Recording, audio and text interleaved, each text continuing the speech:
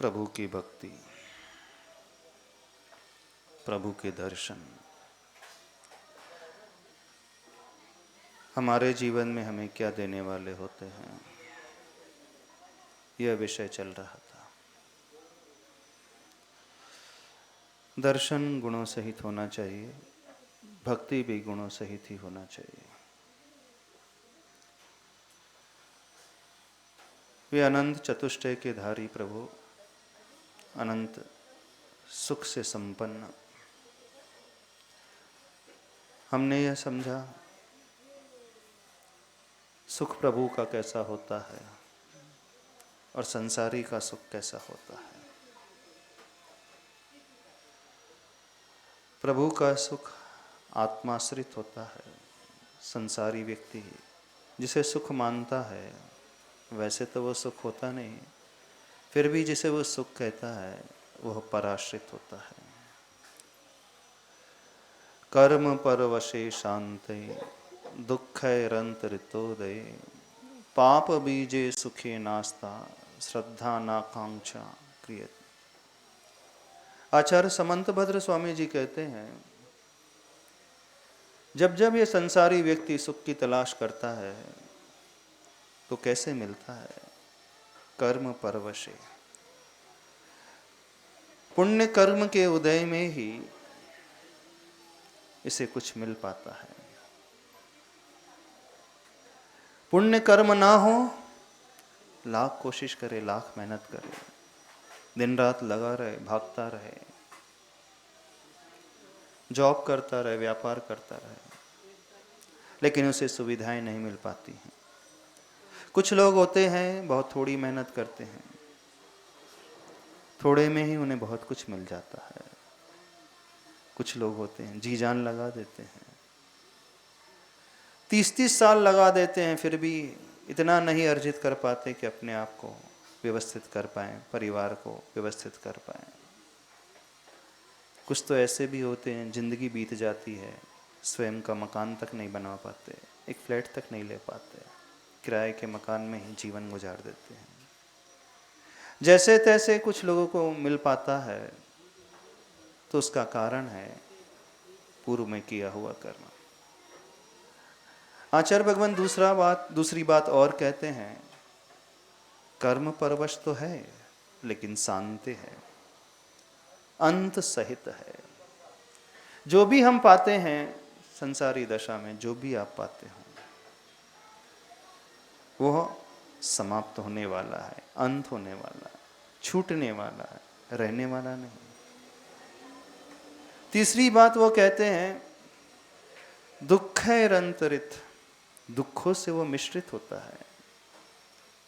आपने जो भी पाया, पैसा पाया, जॉब पाया, घर पाया, सुविधाएं पाई, गाड़ी पाई, संबंध आपको मिले, व्यक्ति आपके जीवन में आए, शुरुआत में सब कुछ अच्छा चलता है, लेकिन धीरे धीरे जो कल तक अच्छा था वह बदलने लगता है ना। एक जैसे संबंध आपके नहीं रह पाते, इवन हस्बैंड वाइफ में भी एक जैसे संबंध नहीं रह पाते। पहला दिन का संबंध और जैसे जैसे समय बीतता है उसके बाद की आपकी फीलिंग्स कैसी रहती? एक जैसी रहती।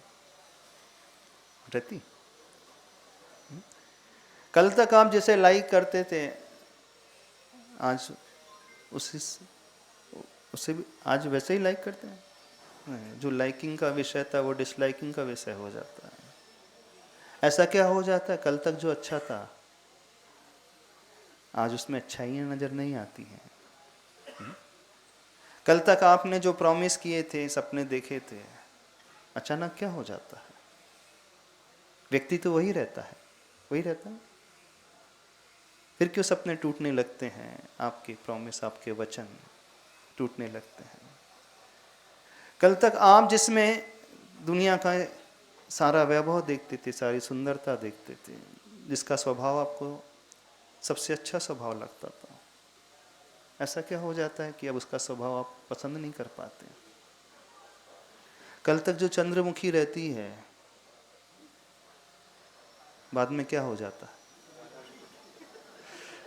क्यों? क्या हो जाता है? क्यों रितेश, क्या हो जाता है? हाँ? नहीं, वृद्धावस्था की बात नहीं कर रहे, घबराना नहीं। हाँ, वृद्धावस्था की बात नहीं कर रहे, शरीर ढला नहीं है, झुर्रियाँ नहीं है, उसकी बात नहीं कर रहे। 1 साल 2 साल में ही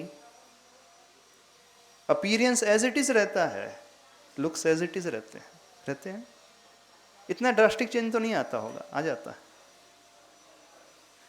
नहीं, बाहर से वैसा ही नजर आता है, लेकिन अब आप लोगों की ट्यूनिंग बदल जाती है।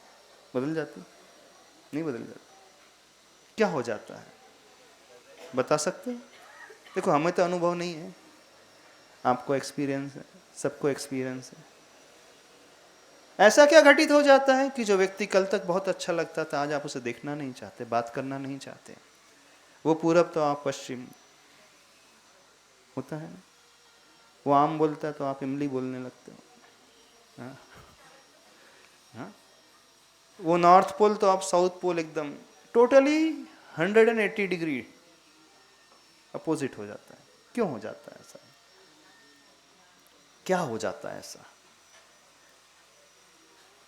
होता तो है, सबके जीवन में होता है।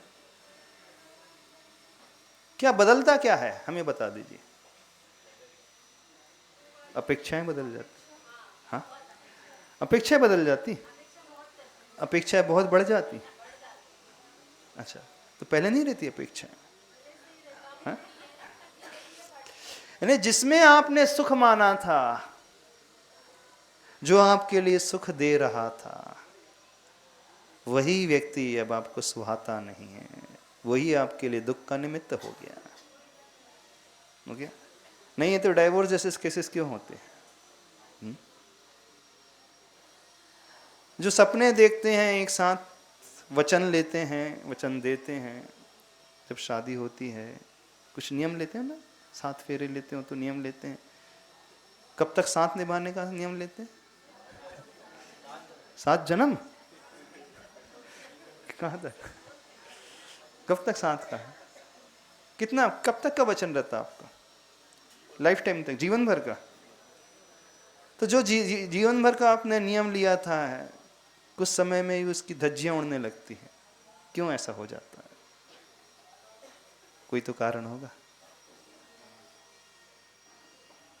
तो आचार्य भगवान बनते हैं, दुख है अंतरित, दुख है अंतरित, दुखों से मिश्रित सुख होता है।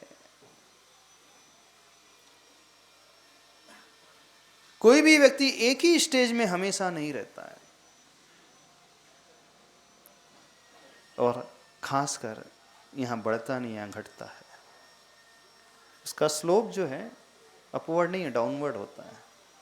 आपके सुख की मात्रा भी घटती है, क्वांटिटी भी घटती है, क्वालिटी भी घटते चले जाती है। आचार्य भगवान कह रहे हैं तो मिश्रित है, वहां तो अप एंड डाउन की बात कर रहे हैं, पर जनरली क्या होता है, अप एंड डाउन नहीं होता है, वहां तो सिर्फ डाउनफॉल ही रहता है। डाउनफॉल ही रहता है, क्योंकि आपके हर एक के चेहरे यही बताते हैं। जो भी व्यक्ति आता है अपना परेशान चेहरा लेकर के ही आता है। जैसे जैसे अवधि बढ़ते चले जाती है आपके जीवन की, परेशानियां और बढ़ते चले जाती है। बढ़ रही है ना, कि नहीं बढ़ रही? होना तो ये चाहिए था, जैसे जैसे समय बीतता है व्यक्ति की ट्यूनिंग और अच्छी होना चाहिए, नहीं होना चाहिए। आप एक दूसरे को और अच्छे से समझ सकते हैं, एक दूसरे की फीलिंग को समझ सकते हैं, उनकी अपेक्षाओं को समझ सकते हैं, उनके नेचर को समझ सकते हो, तो ट्यूनिंग तो और अच्छी होना चाहिए लाइफ में। लेकिन हो उल्टा, उल्टा जाता है। ये स्वभाव है, ऐसा ही है।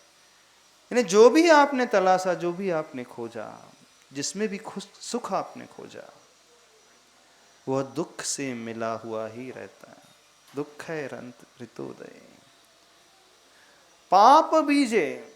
और एक विशेषण हम दे रहे हैं आचार्य भगवान, जो आप भोग रहे हो, जो जीवन आप जी रहे हो, एक बीज का और वपन कर रहे हो। कौन सा बीज है? पाप का बीज है वो।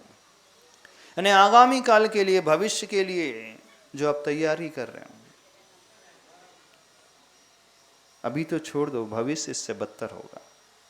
आने वाला भाव इससे सुंदर नहीं होगा,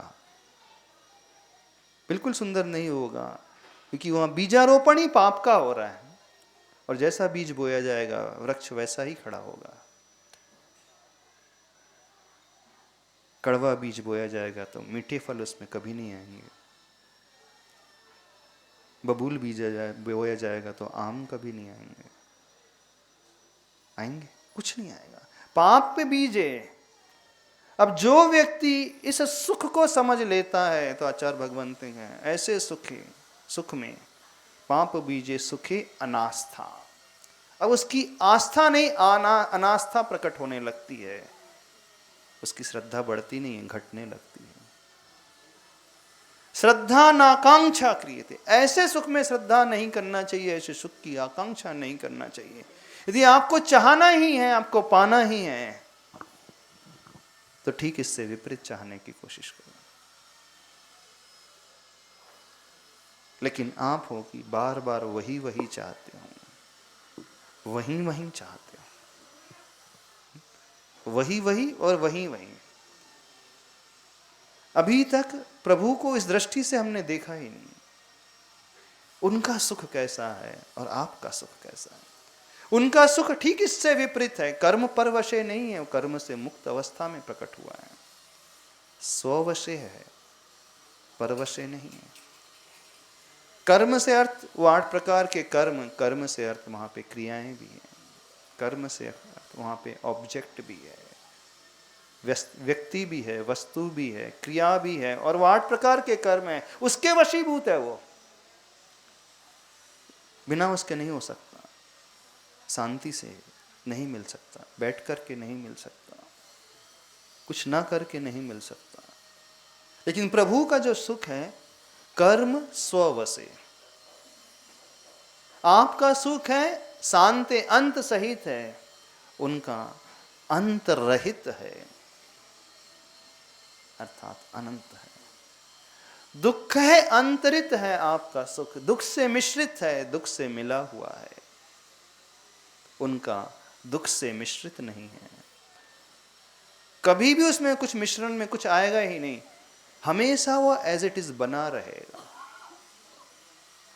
तो एक सुख वह भी है जो सांसारिक सुख से ठीक विपरीत है।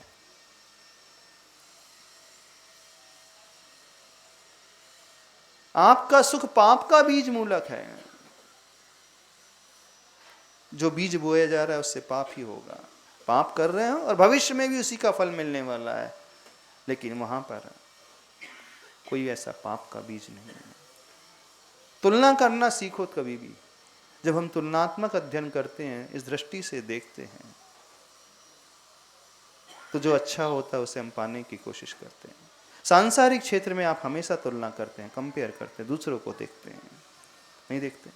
आपको जो भी चाहिए आप तुरंत दूसरे को रोल मॉडल बनाते हैं, उसको देखने की कोशिश करते हैं, उसके अनुसार आप पाने की कोशिश करते हैं।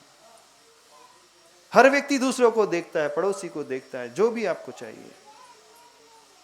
लेकिन विडंबना यह है, जहां देखना चाहिए, जहां तुलना करना चाहिए, वहां तुलना नहीं करता वो। तुलना बुरी ही होती है ऐसा नहीं है, एकांत से तुलना अच्छी भी होती है। दूसरों को देखना बुरा ही होता है ऐसा नहीं है, दूसरों को देखना अच्छा भी होता है।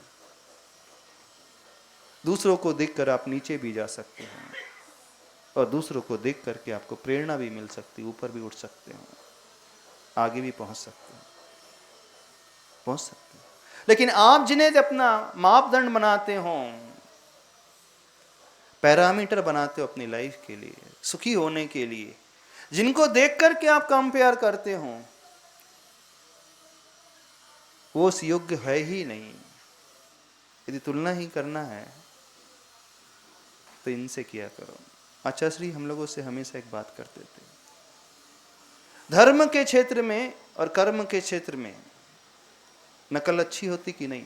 कर्म के क्षेत्र में नकल बिल्कुल अच्छी नहीं होती। एक स्टूडेंट है, यदि नकल करने लगेगा फेल हो जाएगा। लेकिन धर्म के क्षेत्र में नकल करना सीखो। जो जो हमसे बड़े कर रहे हैं उसको अपनाना सीखो। जो भगवान ने किया उसकी नकल करना सीखो। जो गुरुओं ने किया उसकी नकल करना सीखो।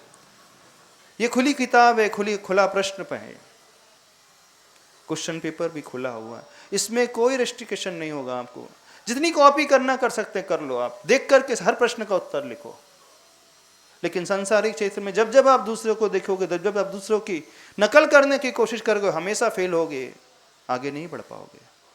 जो विद्यार्थी, जो स्टूडेंट दूसरों की नकल करता है तुरंत बाहर हो जाता है।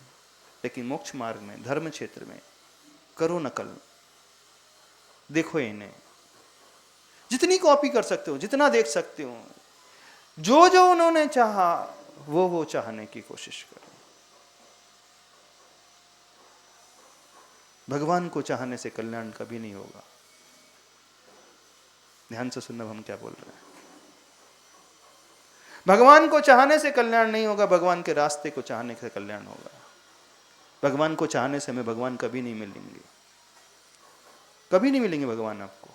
आप पार्श्वनाथ भगवान की खूब आरती उतार लो, खूब पूजा कर लो, आप कहो कि नहीं भगवान मैं तुम्हें चाहता हूं, कुछ नहीं मिलेगा आपको, कभी नहीं मिलेगा। हाँ, भगवान के रास्ते को चाहो ना, कभी भगवान के रास्ते को चाहते हैं? हमें वह तब मिले जब हम उनके रास्ते को चाहेंगे। जब ये कहा जा रहा है उनके सुख को देखो, उनसे तुलना करो, सर्वांगीण करो, पूरा करो, अधूरा नहीं करो। जो दिख रहा है उतना ही नहीं, जो नहीं दिख रहा उसे भी देखने की कोशिश करो। लेकिन उसे कोई नहीं देखता, देखते हैं। आज भारत देश का हर साधु आचार्य श्री को चाहता है, आचार्य श्री जैसी प्रसिद्धि चाहता है, आचार्य श्री जैसा नाम चाहता है, आचार्य श्री जैसा संग चाहता है, आचार्य श्री जैसी ख्याति चाहता है। वे जहाँ जाते हैं जंगल में मंगल हो जाता है। वे जहाँ बैठ जाते हैं वहाँ लक्ष्मी बरसने लगती है, दान आने लगता है। वे जहाँ रहते हैं बड़े बड़े नेता, राजनेता, सीएम, पीएम, मुख्यमंत्री, प्रधानमंत्री सब आने लगते हैं ना। आज आने वाले प्रधानमंत्री, हाँ, नरेंद्र मोदी जी आने वाले हैं। जब जब कोई व्यक्ति, कोई साधु आचार्य भगवान को देखता है, उनकी प्रसिद्धि को देखता है, ख्याति को देखता है, प्रताप को देखता है, संग को देखता है, उनके नाम को देखता है, उनके अनुशासन को देखता है, उनके द्वारा किए गए कार्यों को देखता है, समाज कल्याण के कार्यों को देखता है, तो वो चाहने लगता है कि मेरा संग भी वैसा ही हो। उनकी भीड़ को देखता है, उनके निकट आने वाली भीड़ को, चौके लगाने वाले श्रावकों की भीड़ को देखता है, प्रतिमाधारी श्रावकों की, व्रतियों की भीड़ को देखता है, ब्रह्मचारी ब्रह्मचारिणी की भीड़ को देखता है। तो उनके मन में भी कामना होती है, इच्छा पैदा होती है कि हमारा संग भी ऐसा हो। लेकिन कितने साधु आचार्य भगवान की साधना को चाहते हैं, कितने साधु आचार्य भगवान की निष्प्रहता को चाहते हैं, निर्लिप्तता को चाहते हैं, उनके अध्यात्म को चाहते हैं, उनके धर्म को चाहते हैं, उनके त्याग को, उनकी तपस्या को चाहते हैं। कोई नहीं चाहता। चाहते हो? नहीं चाहते। ऐसे ही आप लोग भी हों। आप कहते हो कि आप भगवान को चाहते हो, साध्य को चाहने से कुछ नहीं होता है। जो क्लास में टॉपर है, आप कहो कि नहीं मुझे भी टॉप करना है, उससे कुछ नहीं होगा। कंपनी में एक टॉप लेवल पे है, आप कहो कि मुझे भी टॉप पोजीशन में पहुंचना है, उससे कुछ नहीं होगा। हाँ, वो कैसे पहुंचा उस टॉप पोजीशन में, ये देखना शुरू करो। कैसे उस स्टूडेंट ने टॉप किया, कैसे उसने 100% मार्क्स लाया, कैसे उसने इस रास्ते को अपनाया, कैसे इस कदम को रास्ते पर आगे बढ़ाया, उससे कल्याण होता है, उससे जीवन में सब कुछ हमें मिलता है। हर व्यक्ति अमीर बनना चाहता है, अरबपति बनना चाहता है, लेकिन बैठे बैठे लॉटरी मिल जाए मुझे, ये है ना? ऐसे चाहते हो? नहीं, साध्य नहीं, साधन चाहो, मंजिल नहीं मार्ग चाहो। मंजिल की चाह हर व्यक्ति कहता है, लेकिन उससे कोई फर्क नहीं पड़ता कि मार्ग की चाह कितनी है भीतर है। बताइए, कितनी चाह है आपके भीतर मार्ग की? अभी तो आप प्रभु के सुख को भी नहीं समझ रहे हैं, और उनकी साधना तो समझना बहुत दूर हो गई। क्या समझ रहे हो आप लोग? कुछ समझ में आ रहा है? नहीं समझ में आ रहा हम क्या कह रहे हैं? तुलना करो, प्रभु को देखो, प्रभु को नहीं, प्रभु के मार्ग को भी देखो, प्रभु के रास्ते को देखो। जिस तरह से उन्होंने कदम बढ़ाया उस तरीके को देखना सीखें। तब कहीं जाकर के हमें वो मिलता है जो उन्होंने पाया है। नहीं है तो हमें वही मिलेगा जो आज तक हम पाते आए हैं। क्यों? क्योंकि हम वही कर रहे हैं जो आज तक हमने किया था। हाँ, वैसा ही जीवन जी रहे हो जैसा पीछे जीते हुए आए हों, बल्कि उससे भी बदतर जी रहे हो। आप कुछ भी उसमें ट्रांसफॉर्मेशन नहीं ला रहे, कुछ भी बदलाव नहीं ला रहे। जब पिछले के अनुरूप ही वर्तमान चल रहा है, उसमें कोई परिवर्तन नहीं, कोई बदलाव नहीं, तो भविष्य में क्या मिलेगा? वही स्टफ मिलेगा जो आज तक मिलता आया है, बल्कि उससे बदतर मिलने वाला है। मिलेगा? आप लोगों को लगता है कुछ मिल जाएगा? हा? देखो प्रभु के सुख को, देखो प्रभु के सुख के रास्ते को देखने की कोशिश करो, उनकी नकल करना सीखो। सही नकल यह है, सही तरीका यह है। बस ये दिखते ही फिर हमें सब कुछ दिख जाएगा, सब कुछ मिल जाएगा, फिर चिंता नहीं करना, बड़ा इजीली मिलता चला जाएगा। लेकिन मन उस ओर आता ही नहीं। तो क्या समझ में आ रहा है कैसा है प्रभु का सुख, और कैसे आपके सुख की आकांक्षा? जब जब भगवान को देखो, उनके उस अनंत सुख को जो कर्म से रहित है, परवश नहीं, स्ववश है, अंत सहित नहीं, अंत रहित है, अनंत है, दुख से मिश्रित नहीं। एक बार वो पाया तो उसमें बीच में कुछ दुख आएंगे ही नहीं, कोई कष्ट ही नहीं आएंगे, और वो पाप का बीज नहीं। लेकिन हर संसारी व्यक्ति इसी के इर्द गिर्द घूमता है, इसी की आकांक्षा करता है। ये दृष्टि आते ही आपकी आकांक्षाएं समाप्त हो जाएंगी, सांसारिक इच्छाएं समाप्त हो जाएंगी। आज तक हमने वास्तविक स्वरूप को ही नहीं समझा है। समझा? यदि ये पता चल जाएगा कि डुप्लीकेट माल है, यदि ये पता चल जाएगा कि ये भोजन विष मिश्रित है, यदि ये ज्ञात हो जाएगा कि ये जो प्रोडक्ट है सही टेक्नोलॉजी वाला नहीं है, ओरिजिनल नहीं है, ब्रांडेड नहीं है, तो आप चाहोगे? नहीं चाहोगे उसे। अभी तक हमने ये देखना ही नहीं सीखा। क्या देखा है? बतलाइए, क्या देखा? कौन से सुख को चाहा है? उनके उस अनंत सुख को इस दृष्टि से देखना शुरू करो। कहो हाँ ठीक है, कहो अनंत चतुष्टय के धनी, लेकिन इस दृष्टि से भी तो देखना सीखो, प्रभु आपका सुख कैसा है। उस पर फिर ललचाना सीखो, उसको पाने की रास्ते पर ललचाना सीखो। जितनी ललक इस बाहरी की है, उतनी ललक अभी इस रास्ते की है ही नहीं। है आपकी? कितनों की है? कितनों की है ऐसी आकांक्षा? यदि भीतर ही आकांक्षा होगी तो नियम से मान करके चलना, उसका पर जीवन जो है, वर्तमान का आचरण जो है बस बदल जाएगा, बिना बदले रह ही नहीं सकता।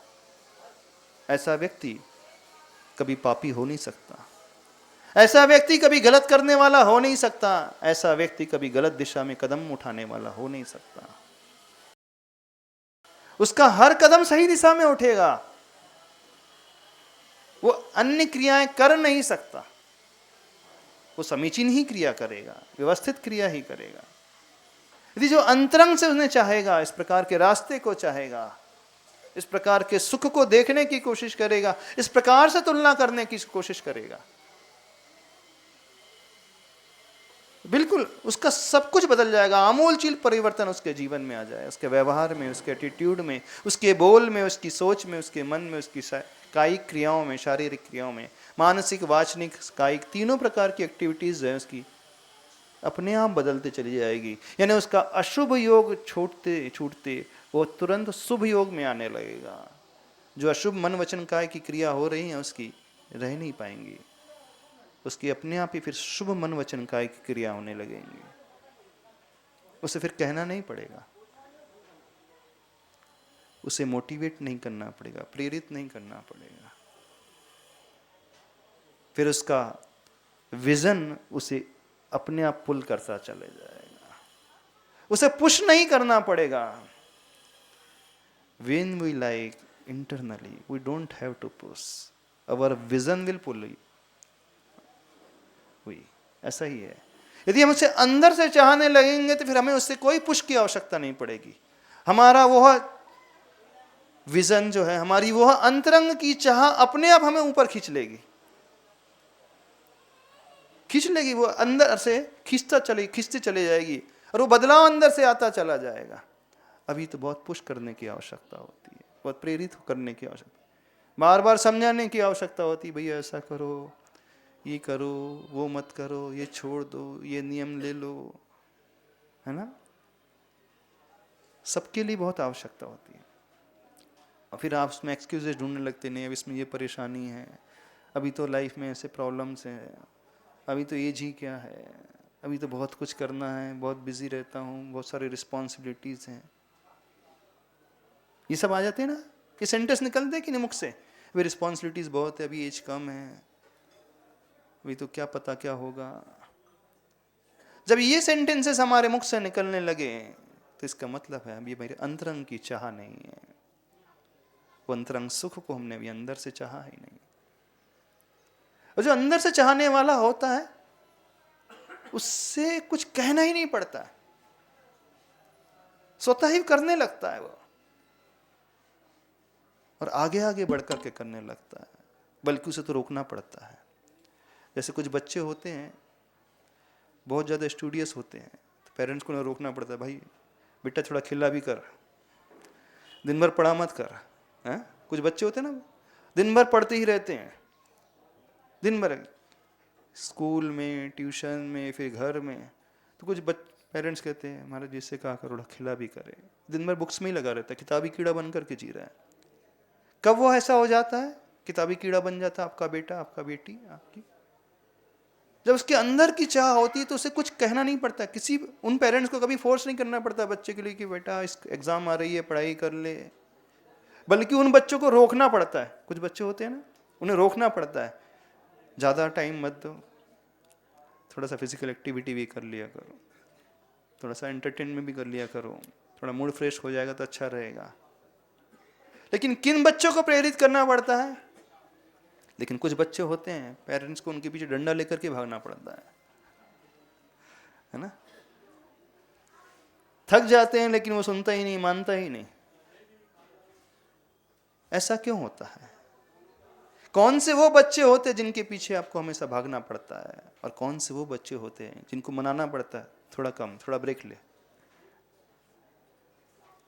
जब आपको ये कहना पड़े कि थोड़ा ब्रेक ले ले, इसका मतलब समझना उसकी चाह कितनी गहरी हो गई है इसके प्रति, उससे उसके अलावा कुछ नजर नहीं आ रहा। अभी तो धार्मिक क्षेत्र में सारे लोग कौन से बच्चे की भांति हैं? सेकंड कैटेगरी वाले बच्चे की भांति। बहुत प्रेरणा देना पड़ता है।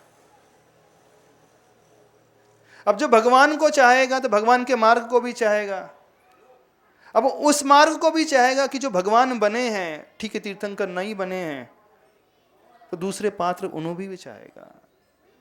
जो सामान्य केवली बन गए हैं तो उन्होंने अपने जीवन में क्या किया, उन्हें भी चाहेगा। जैसे पंचकल्याणक आदि होते हैं उसमें जो पात्र बने जाते हैं, अभी तो लोगों को प्रेरित करना पड़ता है, भैया पात्र बन जाना, हाँ पात्र चयन है, पात्र बन जाना, कुबेर बन जाना, महायज्ञ नायक बन जाना, भरत चक्रवर्ती राजा श्रेष्ठ बन जाना।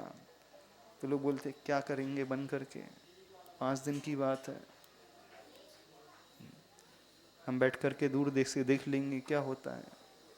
अभी थोड़ा सा समाज वालों को, कमेटी वालों को आपको तेल लगाना पड़ता है, तेल लगाना पड़ता है ना, मक्खन लगाना पड़ता है, भैया तुम बन जाना, तुम बन जाना। यदि आपको तेल लगाने की आवश्यकता पड़ रही है उसे तो समझना अभी इंपॉर्टेंस समझ में नहीं आया, अभी वो चाह पैदा नहीं हुई। उस बच्चे की भांति है जो पेरेंट्स भाग रहे हैं उसके पीछे, एग्जाम आ रही है, पढ़ाई करो।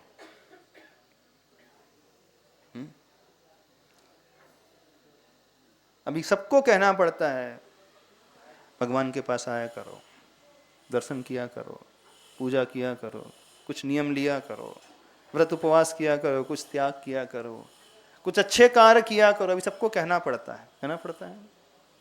यदि हमें कहना पड़ रहा है, यदि कोई हमसे कह रहा है, समझना अभी बहुत कमियां हैं हमारे भीतर। हम भगवान के उस सुख को नहीं चाह रहे। नहीं चाहने के दो रास्ते हैं, दो ही कारण हो सकते हैं। एक कारण, हमने अभी डुप्लीकेट को ही ओरिजिनल समझा है। जैसे डालडा घी मिलते रहता है, जो डालडा का आदी हो जाता है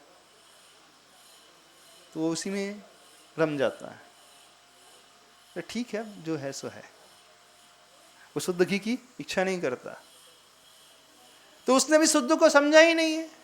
शुद्ध घी कैसा होता है, उसकी क्वालिटीज क्या होती हैं, एक तो कारण ये हो सकता है। अथवा कौन मेहनत करे, ठीक है ना, चल रहा है डालडा में, क्या परेशानी, तो सभी डालडा खा रहे हैं, अपन भी डालडा खा रहे हैं, सोसाइटी वो खा रही है। हाँ, सोसाइटी ऐसी रह रही है, सोसाइटी सारे ये कार्य कर रही है, सारी भीड़ यही कर रही है। अब ट्रेंड को तो फॉलो करना पड़ेगा ना, फॉलो द ट्रेंड। जब सारे लोग ये कर रहे हैं तो अपन भी यही कर रहे हैं, यही कर रहे हैं ना, नहीं कर रहे। ऐसे ही भगवान के साथ भी, धर्म के साथ भी हो रहा है, नहीं हो रहा। चाह पैदा करो, उनके सुख को पाने की चाह पैदा करो, और वह चाह तब पैदा होगी जब आप यह तुलना करो कि मैं जिसे सुख मान रहा हूं वो सुख कैसा है और उनका सुख कैसा है। मैं अभी जिसे चाह रहा हूं उसकी कीमत कितनी है, उसकी ड्यूरेशन कितनी है, वो किस क्वालिटी का है। दुख है अंतरित, दुख से मिला हुआ है। जितनी मेहनत कर रहे हो, थोड़ा पाया भी कुछ समय तक टिकता है, फिर उसके बाद उसमें दुख आ जाता है। कुछ समय तक ट्यूनिंग ठीक बैठती है, फिर ट्यूनिंग ठीक नहीं होती है, फिर पटना बंद हो जाती है, फिर दर्द की बातें आने लगती हैं, एक्सक्यूजेज नजर आने लगते हैं।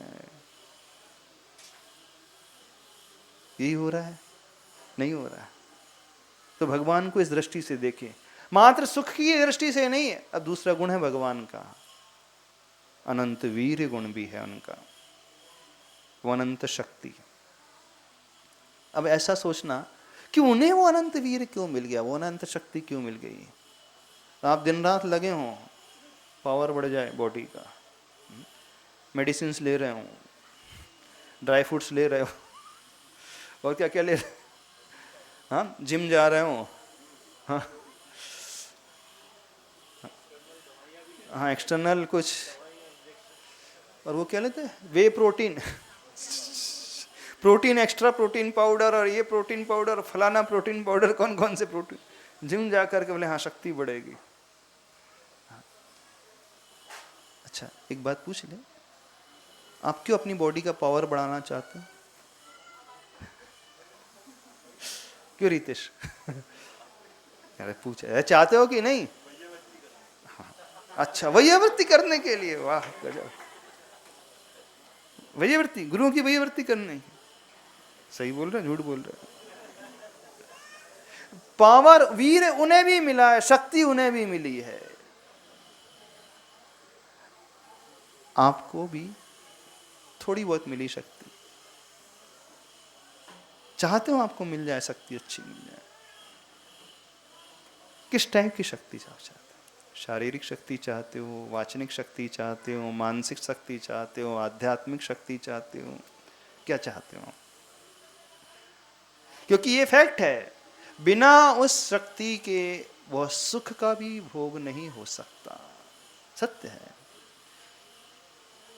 यदि आनंद पाना चाहते हैं तो मानसिक शक्ति भी तो चाहिए, शारीरिक शक्ति भी तो चाहिए। वैसा हम रहना चाहते हैं तो पावर भी तो चाहिए, नहीं चाहिए? अच्छा भोजन करना चाहते हो, हलवा खाना चाहते हो, बादाम का, काजू का, बढ़िया, तो वैसा लीवर भी तो चाहिए कि नहीं चाहिए? कि नहीं चाहिए? अब लीवर है नहीं, गाय का दूध पचता नहीं, और वो बादाम का खाने की बैठ हलवे की बात करो। हाँ, आपका लीवर इतना वीक है कि गाय का दूध भी नहीं पचता। भैंस का तो छोड़ दो, गाय का दूध पियो तो 10 लग जाते हैं। नहीं, हमको ड्राई फ्रूट्स खाना है, वो मिठाइयाँ खाना है, ये खाना है, वो खाना है। फैसिलिटी है आपके पास, पैसा बहुत है, घर में सब कुछ रखा हुआ है, कोई कमी नहीं है, सारी मिठाइयाँ हैं, सारे ड्राई फ्रूट्स हैं, अच्छे से अच्छा व्यंजन वाला भोजन है, हर समय मिलता है, लेकिन उपयोग नहीं कर पा रहे। क्यों? शक्ति नहीं है। शक्ति आप चाहते हो, आप उसे समझना, वो शक्ति क्यों चाहते हो और शक्ति कैसे मिलेगी, दो चीजें हैं। पहले अपन क्यों की बात कर लेते हैं। क्यों चाहते हो? विषय कसाय के लिए, इंद्रियों के भोगों के लिए, दूसरों की मदद के लिए, दूसरों के अपलिफ्टमेंट के लिए, संसार में सुख प्रचारित करने के लिए, दुनिया को सुखी बनाने के लिए, कर्मों को हराने के लिए। अरे कर्मों को हराने के लिए, सब फालतू की बातें कर रहे हो। हाँ। आपका पर्पस क्या है? दूसरा प्रश्न, वो कैसे प्राप्त हो? उनका शरीर भी है, शक्ति उन्हें मिली, वो कैसे मिली, और उन्होंने क्यों वो शक्ति चाहिए? आत्म कल्याण के लिए, शरीर कल्याण के लिए? ये प्रश्न। आपका जो उद्देश्य है शरीर को पुष्ट करने का, आपका उद्देश्य है इंद्रियों को पुष्ट करने का, आपका उद्देश्य है भोगों को भोगने का, यही है ना? आपका उद्देश्य है दुनिया में अपना रौब दिखाने का, ये उद्देश्य है। आपका उद्देश्य है दुनिया को अपने कंट्रोल में करने का, सारे मेरी आज्ञा में रहें, सारे लोग मुझे पावरफुल माने, सारे लोग मुझे बड़ा माने। तो आपका उद्देश्य है सारे लोग मुझे ऐसे मालिक के रूप में, राजा के रूप में, बड़े के रूप में, स्वामी के रूप में स्वीकारें, लीडर के रूप में। इसलिए आप चाहते हो? नहीं चाहते। ये मन का विषय हो गया। एक विषय हो गया इंद्री का विषय, कषायों का विषय, भोगों का विषय। तो आपका जो पर्पस है मन और इंद्री के लिए है, शरीर के लिए है, यही है ना? लेकिन प्रभु का कुछ और था, आत्मा के लिए था। अब दूसरी बात, कैसे उन्होंने पाई, उसे भी समझने की कोशिश करो। वह तब मिलता है जब वर्तमान में जो हमें मिला है उसका हम सदुपयोग करते हैं, मिसयूज नहीं करते, दुरुपयोग नहीं करते। जो भी आपने पाया है, जैसा शरीर आपने पाया है, जो वर्तमान में शक्ति पाई है, उसका आप सही उपयोग कर रहे हो कि दुरुपयोग कर रहे हो, ये भी देखने की कोशिश करो। आज ज़्यादा नहीं कहना चाहते हैं, अभी दूसरा टॉपिक भी है, दूसरा कार्यक्रम भी है, पंचकल्याण के पात्र चयन का। तो आज जब यह मौका मिले आप लोगों को, तो यह सोचना कि जो कार्यक्रम होने वाला है, भगवान बनने की राह कैसी होती है, भगवान किस राह पर चले हैं, बस मैं उस रास्ते को देखूंगा और मैं भी उसे ही चाहूँगा। इस भाव को ला करके उन सारी क्रियाओं को देखना और अपना इन्वॉल्वमेंट करना, तो एक दिन आप वह पा जाओगे जो उन्होंने पाया है। ठीक है, आज इतना ही कहना पर्याप्त समझते हैं। तुलना करना प्रभु की उस शक्ति की, तुलना करना प्रभु के उस सुख की अपने सुख से और अपनी शक्ति से। उन्होंने क्या किया, हमने क्या किया, पूर्व अवस्था में उन्होंने कैसा किया, वर्तमान में हम कैसा कर रहे हैं। उनकी नकल यदि हम अच्छे से करना सीख जाएं तो बहुत जल्दी हम सबका कल्याण हो जाएगा। करोगे? बोले देवादिदेव 1008 श्री पार्श्वनाथ भगवान की। निर्यापक मुनि श्री 108 वीर सागर जी महाराज की जय। मुनि संघ की जावाणी के जय। ज्ञान से सूझे लोकालोक, सोवाणी मस्तक धर्म सदा देव। हे जिनवाणी भारती तो हे जपो, जो तेरी शरणा में सो